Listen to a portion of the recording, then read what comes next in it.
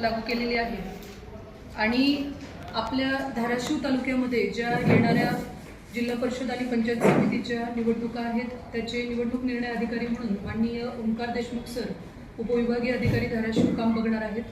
तहसीलदार धाराशिव मी स्वतः सहाय्यक निवडणूक निर्णय अधिकारी म्हणून काम बघणार आहे. माझ्यासोबत आमचे निवडणूक नायब तहसीलदार श्री कृष्णेश्वर स्वामी साहेब यासोबतच आपले गटविकास अधिकारी श्री नलावडे साहेब हे सुद्धा उपस्थित आहेत. आजची जी आपली प्रचार माध्यमांशी जो संवाद आपण प्रशासनातर्फे आयोजित केलेला आहे याचा मुख्य उद्देश हा जो काही कार्यक्रम लागलेला आहे निवडणुकीचा या बाबतीमध्ये दिनांकनिहाय हा प्रोग्राम कसा कसा असणार आहे, नामनिर्देशन पत्र स्वीकारण्यापासून ते मतमोजणीपर्यंत तो प्रोग्राम सर आपल्या सगळ्यांना सांगणार आहेत. याच्यासोबतच गटविकास अधिकारी हे आचारसंहिता कक्षप्रमुख म्हणून तालुक्यासाठी काम करणार आहेत. आदर्श आचारसंहितेमध्ये काय अपेक्षित आहे आणि या दृष्टीने काय उपाययोजना करायची आहे हे सुद्धा आपल्याला ते सविस्तर सांगणार आहेत. मी माननीय निवडणूक निर्णय अधिकारी यांना विनंती करते की त्यांनी योग घातलेल्या जे निवडणुका आहेत त्याचा प्रोग्राम आपल्या प्रसारमाध्यमांसमोर जाहीर करा. सर लेटर पण नाही कोरे कागद तरी द्या. आणि आपण हा प्रोग्राम ग्रुपवरही आपला जो ग्रुप केलेला आहे आपण विधानसभा लोकसभेला त्यावरही शेअर करू. कोणी ऍड नसतील तर त्यांनी सुद्धा निवडणूक विभागाकडे नाव आणि नंबर द्यावा, त्यांना सुद्धा आपल्याला त्या ग्रुपवर ऍड करता येईल. प्रेस नोट असेल तर प्रेस नोट पण द्या. ही पूर्ण झाली ना प्रेस झाली ना सगळी पूर्ण प्रेस नोट्स घेतली तसे मला देतो.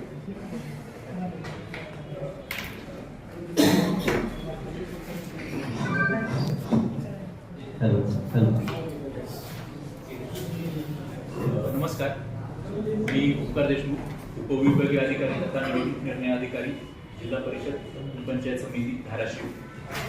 आपल्याला माहिती आहे की जिल्हा परिषद आणि पंचायत समितीच्या अनुषंगाने निवडणुकीचा प्रोग्राम जाहीर झालेला आहे. निवडणुकीचा प्रोग्राम हा खालीलप्रमाणे आहे. जिल्हाधिकाऱ्यांनी निवडणूक कार्यक्रमाची सूचना प्रसिद्ध करण्याचा दिनांक 16 जानेवारी 2026 रोजी.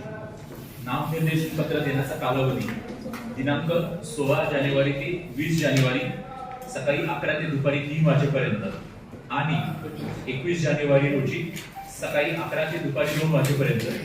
दिनांक 18 रोजी सार्वजनिक सुट्टी असल्याने नामनिर्देशन पत्र देता येणार नाही. नामनिर्देशन पत्र स्वीकारण्याचा कालावधी 16 जानेवारी ते 21 जानेवारी सकाळी 11 ते दुपारी 3 वाजेपर्यंत. दिनांक 18 रोजी सार्वजनिक सुट्टी असल्याने त्यावेळेस नामनिर्देशन पत्र स्वीकारण्यात येणार नाही. नामनिर्देशन पत्राची छाननी आणि त्यावर निर्णय देणे 22 जानेवारी रोजी सकाळी 11 वाजेपासून. वैधरित्या नामनिर्देशित झालेल्या उमेदवारांची यादी प्रसिद्ध करण्याचे दिनांक 22 जानेवारी रोजी छाननी पूर्ण झाल्यानंतर त्याच दिवशी वैधरित्या नामनिर्देशित उमेदवारांची यादी प्रसिद्ध करण्यात येईल. उमेदवारी मागे घेण्याचा दिनांक 23 जानेवारी, 24 जानेवारी आणि 27 जानेवारी सकाळी 11 ते दुपारी 3 पर्यंत.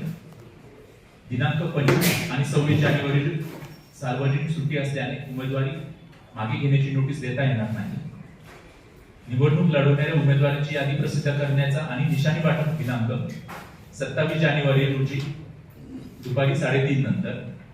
मतदानाची तारीख 5 फेब्रुवारी रोजी सकाळी 7:30 ते संध्याकाळी 5:30 वाजेपर्यंत.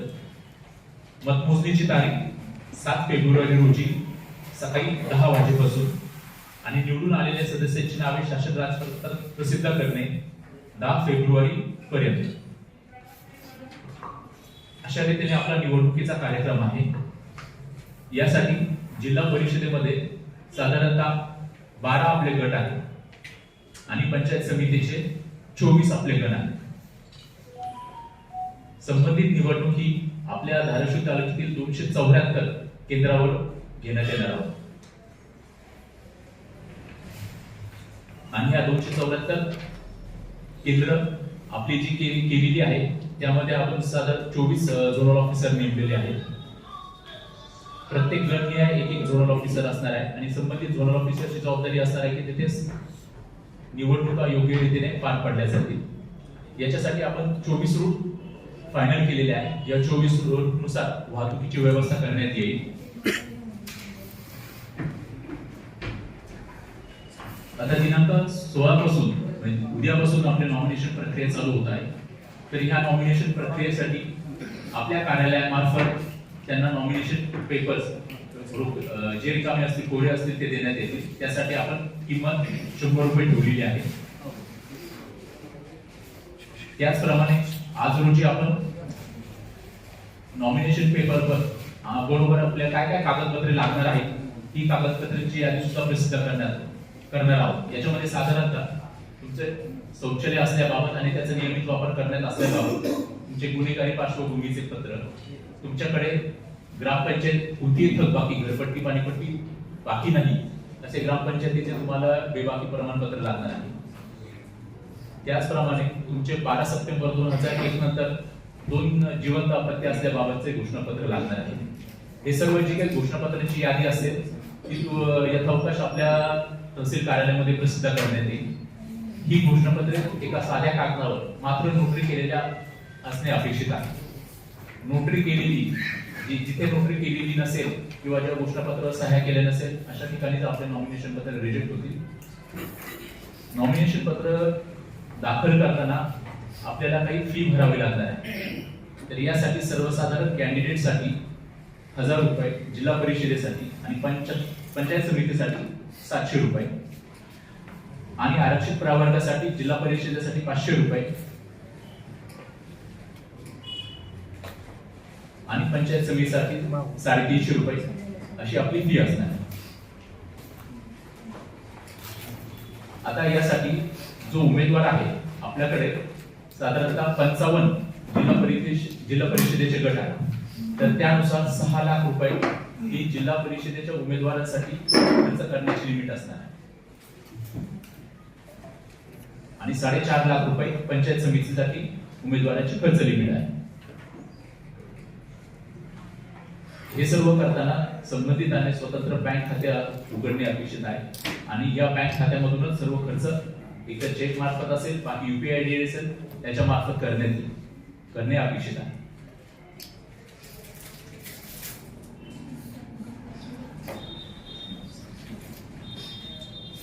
धन्यवाद सर. जिल्हा परिषद धाराशिव अध्यक्ष पदासाठी आरक्षणाचा तपशील सर्वसाधारण महिला आहे. पंचायत समिती धाराशिव अध्यक्ष सभापती पदासाठी सर्वसाधारण महिला आरक्षण यादी जाहीर झालेला आहे. या मीडिया संवादच्या अनुषंगाने आम्ही पुन्हा एकदा धाराशिव तालुक्यातील गट आणि गण कुठले आहे हे आपल्या समोर सांगणार आहोत.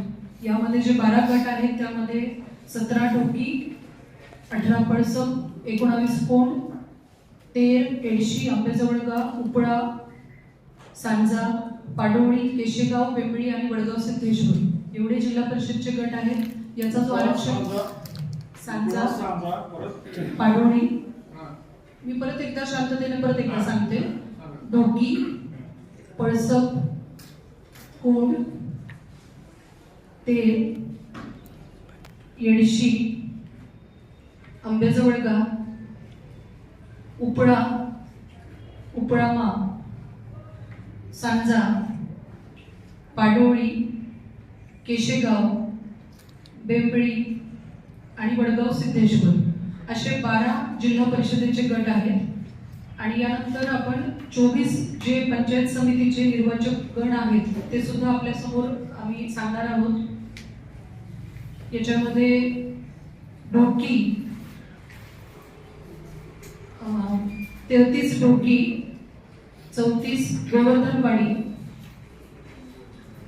33 ढोकी, 34 गोवर्धनवाडी, 35 पळसप,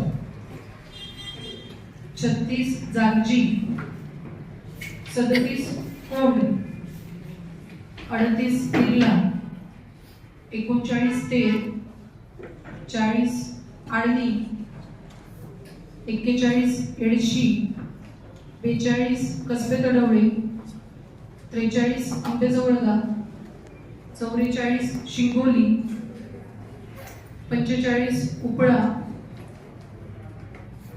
46 वाघोली, 47 सांजा, 48 चिखली, 49 पाडोळी, 50 समुद्रवाडी, 51 केशेगाव, 52 करंजखेडा, 53 बेंबळी, 54 रुईभर, 55 वडगाव सिद्धेश्वर आणि 56 चिलवडी या सगळ्या गणांची आणि गटांची यादी आपला जो मीडियाचा ग्रुप आपण केलेला आहे त्याच्यावर आम्ही स्वतंत्ररित्या शेअर लगेचच थोड्या वेळात करतो आहोत.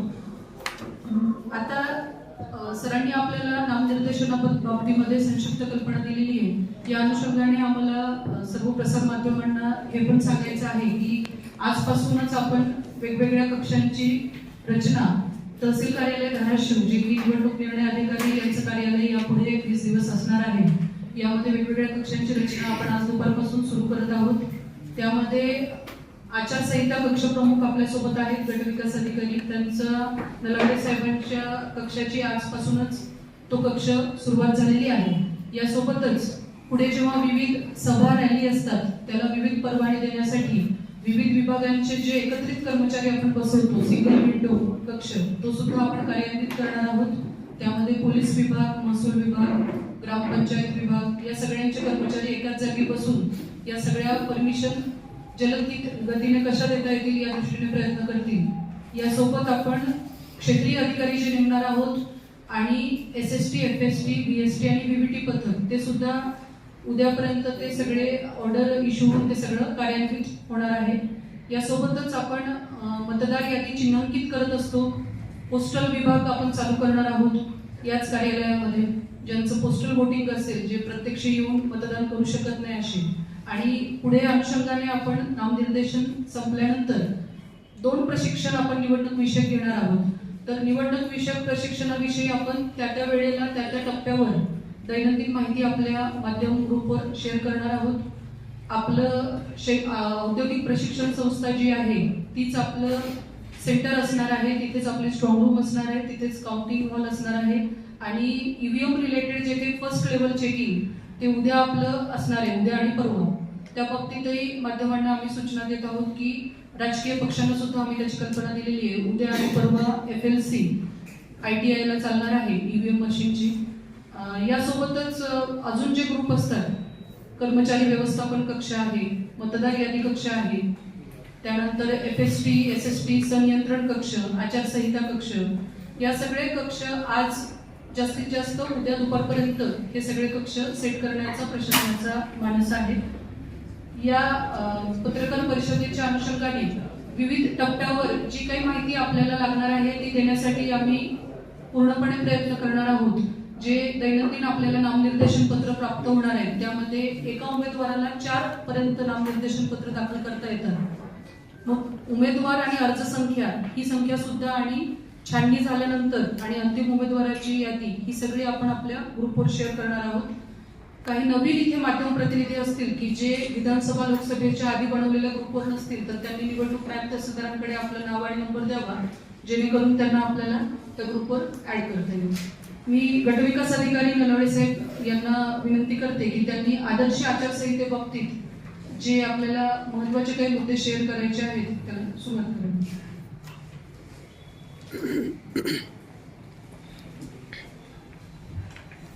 सर्वसामान्य प्रिंट मीडिया इलेक्ट्रॉनिक मीडिया सर्वसामान्य प्रतिनिधी आमचे निवडणूक अधिकारी भूषण अधिकारी जाधव मॅडम आणि मी SS नलावडे विकास अधिकारी आचारसंहिता म्हणून आहे. आता आपल्या ह्याच्या पंचायतीचा परिषदेच्या बिलकुल कोणत्याही पद्धतीने आचारसंहितेचा भंग होणार नाही या दृष्टीने अत्यंत खूप महत्त्वाचं आपल्याला पार पाडायचे आहे. त्या दृष्टीने आमची जे प्रशासन म्हणून आमचं पूर्ण काम चालू आहे. आत्ताच आम्ही आपल्यापूर्वी आम्ही त्याच्या पूर्ण वाढवण्याच्या दृष्टीने सर्व ग्रामीण पोलिस शहर पोलिसांची सगळी आहे घेऊन आम्ही आमचं त्याचं नियोजन केलं आहे. तर आपला आधार आचारसंहितेच्या बाबतीत शासनाने 4 नोव्हेंबर 2025 एक एकत्रित आदेश काढलेला आहे. त्यामध्ये महानगरपालिकेच्या इलेक्शन असतील, जिल्हा परिषद पंचायत समिती, ग्रामपंचायत त्या आचारसंहितेचं पालन करणार म्हणजे काय काय करायचं एक ठराविक त्या गोष्टीवर मी आपल्याला थोडे फोकस करतो. आपण 4 नोव्हेंबर 2025 राज्य निवडणूक आयोगाचं एक पत्र आहे त्यामध्ये जे घालून दिले त्यामुळे पूर्ण आचारसंहितेचं पालन केलेलं आहे. आचारसंहिता उद्देश त्यांनी दिलेला आहे आपल्याला पूर्ण शांततापूर्ण आणि नियमबद्ध आचरण पाहिजे आपल्याला सर्वांना समाजासाठी नागरिकांचा शांतता अधिकार, प्रचाराकरिता पाळावयाची सभ्यता, निवडणुकीत भ्रष्टाचार व निवडणूक विषय प्रतिबंधित करणे, शासकीय यंत्रणा आणि पद्धत यावर प्रतिबंध आणि आचारसंहिता आणि शासन ह्या मुद्द्यावर विशेष आपला भर असणार आहे. ह्या अनुषंगाने फक्त काही महत्त्वाचे विशेष पॉईंट आहेत ज्यावर आपण फोकस करतोय. म्हणजे आपल्याला म्हणजे सर्वांना ज्ञात आहे की जी महानगरपालिकेच्या नगरपालिकेमध्ये जे आपल्या आचारसंहिता आहे जे आहे ते निकष आता ग्रामीण भागात लागू असणार आहेत आपल्याला पूर्ण आपल्या आचारसंहितेमध्ये. तर त्यात दिले की आचारसंहितेचे पूर्ण कुठला असणार आहे, लिगल आहे प्रभाग आहे त्यासाठी आचारसंहिता असणार आहे. आचारसंहितेचा कालावधी हा पूर्ण म्हणजे काल आचारसंहिता लागलेली आहे आपली काउंटिंग झाल्यानंतर 24 तासात आचारसंहिता संपणार आहे. ठराविक जे मुद्दे आहेत ते तुम्हाला एक्सप्रेस करतो ह्याच्यामध्ये की कुठल्याही प्रकारचा धार्मिक तणाव होणार नाही. या प्रकारे पूर्ण आम्ही हे करणार आहे. आता मॅडम जसं सांगितलं की जे आमचे एमएससी एसटी बीएससी पथक आहे ते पूर्ण माझ्या संवेदना असणार आहे. ज्या ठिकाणीही अशा प्रकारचे कुठला आचारसंहितेच्या भंग होणार आहे तात्काळ त्या ठिकाणी आम्ही कारवाई करणार आहे. त्या ठिकाणी याच्यामध्ये ज्या मुद्दे आहेत त्यामध्ये धार्मिक तणाव अशा कुठल्याही धार्मिक तणाव होणार नाही याची आम्ही काळजी करणार आहे. परत असं होते की आता इलेक्शनमध्ये प्रतिस्पर्धावर टीका करणं कोणत्याही पातळीवर किंवा त्याला कुणाचा हे दुखवलं जाणार नाही याची काळजी घेणं असं आम्ही आता आमची राजकीय बसलं त्यावेळी त्याला आम्ही त्यांना सांगतो आम्ही कुठल्याही प्रकारचा जे प्रार्थनास्थळ आहे त्याचा वापर आचारसंहिते कालावधीमध्ये निवडणुकीच्या प्रचारासंदर्भात होणार नाही. परत मतदारांना प्रलोभन दाखवणे किंवा धाड दाखवणे अशा जर घटना घडल्या त्या उघडकीस आल्या आम्हाला समजा घडले त्या ठिकाणी पंचनामा त्यावर आम्ही कारवाई करणार. आता ह्याच्यामध्ये आलेली निवडणूक त्या कालावधीमध्ये काय राजकीय सण आले किंवा उत्सव कुठले आले त्यामध्ये वैयक्तिक प्रतिनिधी उमेदवार त्यामध्ये भाग घेऊ शकतो. कुठल्याही प्रकारचे राजकीय चिन्ह प्रचार त्यावेळी करता येणार नाही किंवा राजकीय भाषण त्यावेळी करता येणार नाही.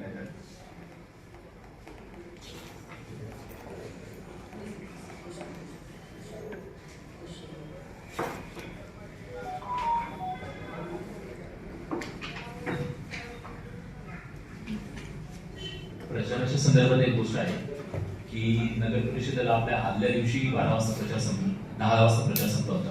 परंतु याच्यामध्ये आपल्याला जे निर्देश आहेत ते जुनेच आहेत की 5 तारखेला निवडणूक आहे, परंतु 3 तारखेला 3 फेब्रुवारी रोजी 10 वाजता जाहीर प्रचार संपणार आहे आणि रात्री 12 वाजता कोणत्याही प्रकारचा प्रचार करता येणार नाही. कोणत्याही राजकीय प्रतिनिधी किंवा आहे कोणत्याही प्रकारचं भूमिपूजन होणार नाही, कोणत्याही प्रकारचं उद्घाटन होणार नाही, कोणत्याही प्रकारचा राजकीय धोरणामध्ये निर्णय घेता येणार नाही. ज्या काय समिती आहेत कोणत्या शासनाच्या जो लाभार्थ्यांना त्याचा प्रति नवीन प्रकारे कुठल्याही आपल्या डिक्लेरेशन करता येणार नाही. उद्घाटन भूमिपूजन हे कोणते कार्यक्रम घेता येणार नाही.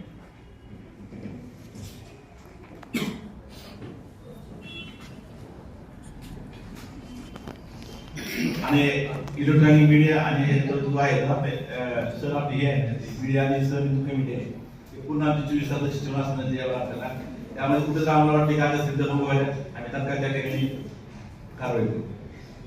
यामध्ये जिल्हा स्तरावर मीडिया संयोजन समिती आहे. तुमची डिजिटल किंवा जे फिजिकल मध्ये जाहिरात वगैरे असणार आहे ती प्रमाणीकरण करून घेण्याची जबाबदारी त्या समितीची असणार आहे. तुम्हाला जरी उद्या पब्लिकेशन करायचं असेल न्यूजपेपर मध्ये असेल किंवा डिजिटल प्लॅटफॉर्मवर असेल तर तुमच्या त्या उमेदवार आणि जिल्हाधिकारी स्तरावरची कमिटी आहे त्यांची कोणती योग्य आहे की नाही याची खात्री करायची आहे आणि ती खात्री झाल्यानंतर आपल्याला ते पब्लिश करता येणार. त्याचप्रमाणे काही वेळेस अडचणी काय निर्माण होतात की मीडियाकडून पब्लिसिटी करताना आचारसंहितेचं उल्लंघन होतं. अशा वेळेस काय काय संबंधित जर आपले पत्रकार बांधव असेल यांना कुठे जर अडचण आली असेल तर त्यांनी आम्हाला विचारावं की याच्यामध्ये आचारसंहितेचं उल्लंघन होतंय का. आम्ही त्याबाबत सर्व पत्रकार बांधवांना आम्ही गाईड करू. नगरपालिका क्षेत्रात आदर्श आचारसंहिता लागू आहे का? नगरपालिका क्षेत्रात आदर्श आचारसंहिता लागू नाही, परंतु इथे असणाऱ्या ज्या काही कार्यक्रम कृती यांचा प्रभाव ग्रामीण भागातील इलेक्शनवरील अशी कोणती कृती करता येणार नाही. बोलता असेल तर आम्ही तसंच कधी होते त्याप्रमाणे जे बॅनर बोर्डिंग किंवा काय असेल त्या कृती करून घेतले. कॅश बाळगण्याचं काही आहे का? कॅश बाळगण्यासाठी काही निर्बंध किंवा ट्रान्सफर करणे कॅश आपल्याला 6 लाख आणि 4.5 लाख अशी लिमिट दिलेली आहे. आपण इलेक्शन करताना 10,000पेक्षा जास्त खर्च आपण कॅश मध्ये करू शकत नाही. सर एकूण संख्या किती आहे मतदारांची जिल्ह्यात आपल्या म्हणजे ह्या विभागात आणि गटनिहाय काय संख्या? 2,49,894 म्हणजे 12 गट मिळून आहे का सर? 12 2 लाख 49,894 आणि ह्याच्यात पुरुष आणि एक सर याच्यामध्ये नेमकी मतदार यादी कधीची आपण हे वापरत आहात? 1 जुलै 2025 ची जी मानव दिनांक आहे तेव्हा असलेली मतदार यादी.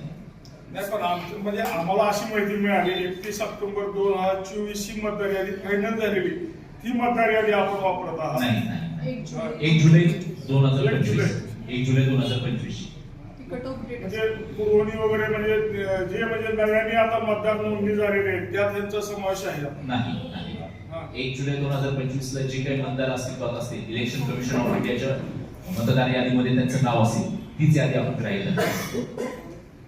सर 274 मतदान केंद्रासाठी किती कंट्रोल युनिट, किती बॅलेट युनिट असतील आणि रिझर्व्ह किती असतील?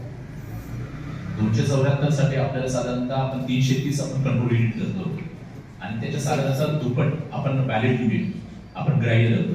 274 मध्ये आपण साधारणतः 10% एक्स्ट्रा धरतो. त्याचप्रमाणे जे आपले झोनल ऑफिसर असतात त्यांच्याकडे आपण एक्स्ट्रा देऊन ठेवतो. रिझर्व्ह रिझर्व्ह तेच 10% रिझर्व्ह 274 मध्ये 10% रिझर्व्ह साधारणतः 30 आपले रिझर्व्ह असतील आणि उर्वरित 30 आपले आपण आपल्या जे काही झोनल ऑफिसर असतील त्यांच्याकडे देऊन ठेवू.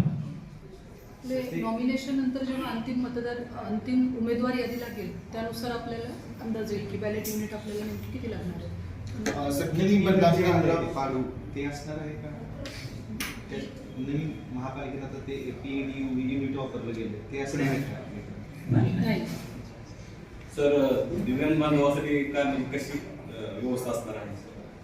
याच्या दिव्यांग बांधवांसाठी मतदारांना जे संबंधित दिव्यांग बांधव असतील त्यांना जिथे जिथे असतील तर तिथे रॅम्पची सुविधा करण्यात येणार नाही. त्याचप्रमाणे दिव्यांग बांधवांना मतदान करताना काही अडचण निर्माण झाली तो त्याच्या कुटुंबातील जो 18 पेक्षा जास्त वय आहे अशांना आपलं सहाय्यक म्हणून घेऊन जाऊ शकतो. मात्र तो त्या मतदार हा त्या भागातीलच असावा असे बंधन आहे. वृद्ध व्यक्ती त्यांच्यासाठी काय घरून मतदान आपण लोकसभेच्या वेळेस ते केलं नाही सर याच्यामध्ये अजून प्रोव्हिजन तशी आलेली नाही. 12 जे आपण घेतलं यथावकाश काही प्रोव्हिजन जर आयोगाने दिले तर ते आपल्याला करण्यात संवेदनशील मतदारसंघ आहे का? आपल्याकडे संवेदनशील केंद्र नाहीये.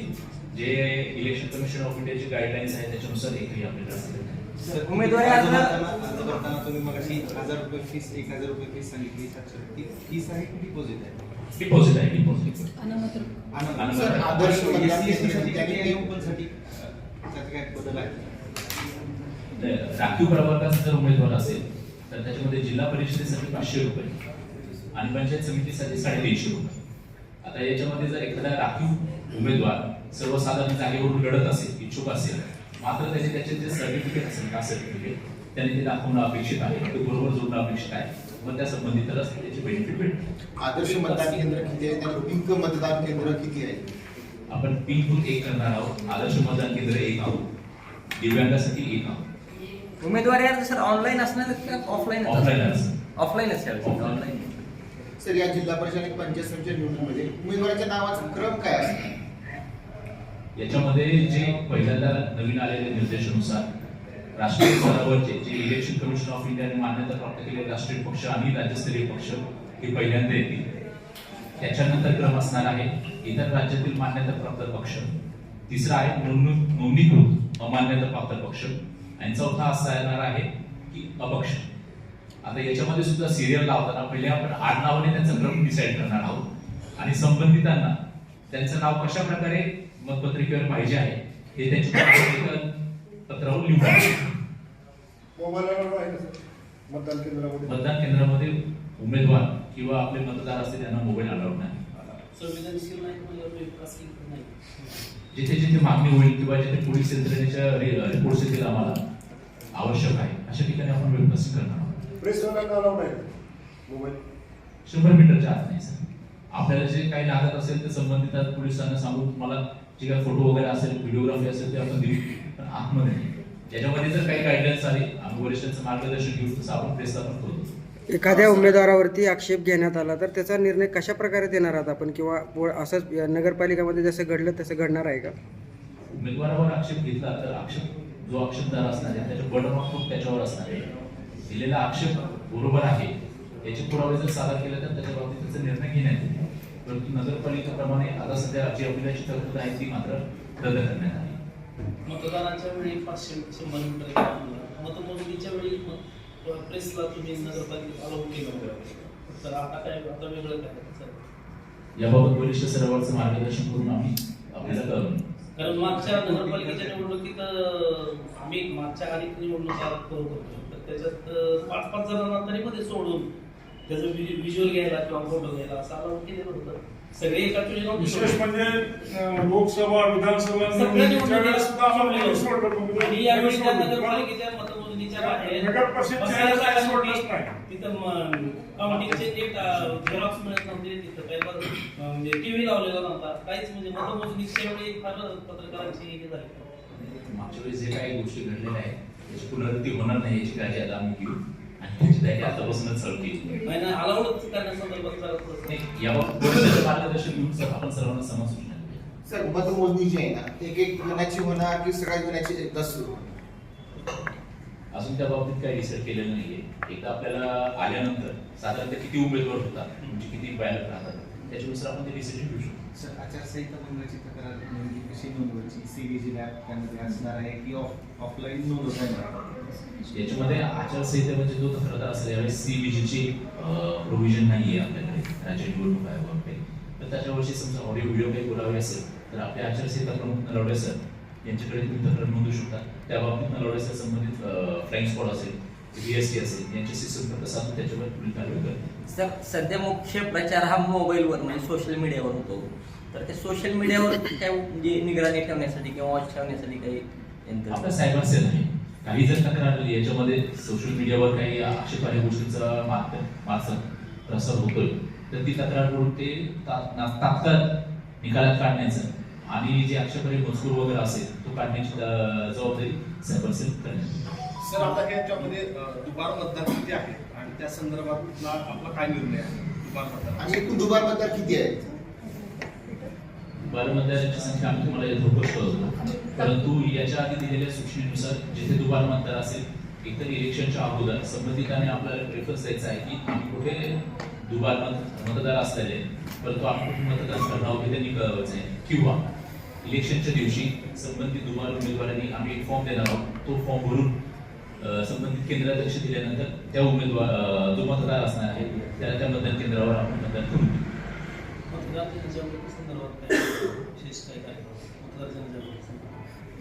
जागृती संदर्भात आपण फेरी असेल, सायकल रॅली असेल, त्याचप्रमाणे विविध नाटिकांच्या मार्फत आपण जनजागृती करणार. त्याचे जसे आपण सर्व पत्रकारांचे ग्रुप केलं ज्या काही आपल्या पुढच्या प्रोसिडिंग याच्या आधी आम्ही करू. गट शिक्षणाधिकारी त्याचे इन्चार्ज असतात. मतदान जनजागृतीचे इन्चार्ज गट शिक्षणाधिकारी आपल्याकडे असतात. याच्यामध्ये एक नवीन कन्सेप्ट आम्ही त्यांना सुचवतोय, चुनावी पाठशाळा म्हणून, ज्याच्यामध्ये ज्या ठिकाणी मागच्या काही कन्सिस्टंटली कमी मतदान झालेलं आहे तिथे गट शिक्षणाधिकाऱ्यांच्या मार्फत चुनावी पाठशाळा घेण्याचा आमचा संकल्प आहे. यासोबतच रॅली असतील किंवा काही पथनाट्य असतील, जसं पाठक साहेबांनी आता सांगितलं की त्याचं नियोजन आधी कळवावं, त्यानुसार आम्ही पत्र सुद्धा गट शिक्षणाधिकाऱ्यांना दिलेलं आहे की या संदर्भामध्ये त्यांचं काय नियोजन आहे ते आम्ही आपल्या मीडिया ग्रुपवर शेअर करू, जेणेकरून तुम्हाला ते कव्हरेज करायला सोपं जाईल. ट्रेनर किती, मास्टर ट्रेनर 24 झोनल 24 आपण क्षेत्रीय अधिकारी 24 नेमलेले आहेत आणि मास्टर ट्रेनर सुद्धा 24 आहेत. त्यातले जास्तीत जास्त सगळे ITIचे जुने एक्सपिरियन्स ट्रेनर आहेत ज्यांनी आताच्या नगर परिषद इलेक्शनला केलेलं आहे. 24 क्षेत्रीय अधिकारी, 24 मास्टर ट्रेनर आणि जे SST FSTच्या टीम आहे त्या सुद्धा 3 शिफ्टमध्ये किंवा जर स्टाफचं जर आपल्याला तुटवडा वाटला तर 2 शिफ्टमध्ये असं आपण नियोजन करत आहोत. बाकी तालुक्यांपेक्षा आपल्याकडे मतदान केंद्राची संख्या खूप मोठ्या प्रमाणात आहे, 274 केंद्र आहेत. त्यामुळे आता आपण कर्मचारी व्यवस्थापन कक्षाकडून सगळ्या संबंधित डिपार्टमेंटचा डेटाबेस ऑलरेडी मागवलेला आहे, त्याची सगळी माहिती आपल्याकडे आहे. त्यानुसार आपण कक्ष FST SST यांच्या ऑर्डर आधी काढून मग त्यातून उर्वरित जे राहिले त्यांना आपण बूथवर ड्युटी देणार आहोत. सर, नगरपालिकांच्या निवडणुकीच्या वेळेला त्या दिवसाची माहिती आम्हाला खूप उशिरा मिळत होती, जेणेकरून दुसऱ्या दिवशीच्या अंकामध्ये ती माहिती आम्हाला घेता येत नाही. तर आम्हाला असं अपेक्षित आहे की या निवडणुकीमध्ये तुम्ही लवकरात लवकर माहिती द्या.